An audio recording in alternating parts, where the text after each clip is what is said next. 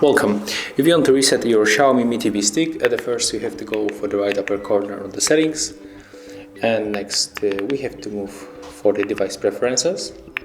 Right now we have to scroll down all the way down for the reset, then click and tap to reset another time. Choose the erase everything, and now we have to wait.